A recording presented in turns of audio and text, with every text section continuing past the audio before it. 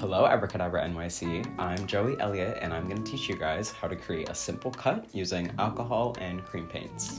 Believe it or not, creating a cut is super easy. You want to start off with taking some alcohol paints, going in with the darkest red color that you possibly have in your palette, and a very thin brush.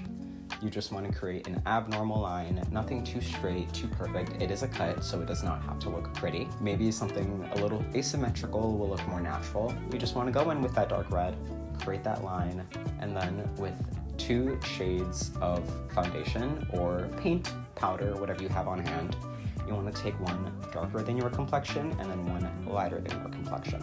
With the one darker than your complexion, you're going to take that on a thin brush and slowly start shading that color around that paint line that you created. This is going to create depth for that cut and make it look like it's a bit raised on the skin. With that lighter color, you're then going to go very close to the edges of that red paint line you created, between both the darker shade of foundation or paint and the red.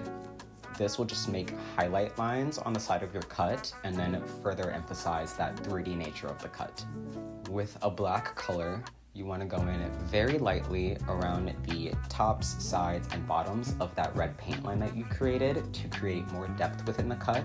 This will just make it look deep and like a harsher wound. You're basically done after this. If you'd like, you can add some blood in the center or even around to make it look like, you know, a little messy, but you're pretty much good to go.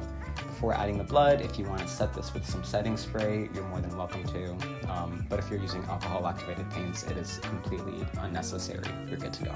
For Abracadabra NYC, Joey Elliott here reminding you to never disobey your elders. See you next time!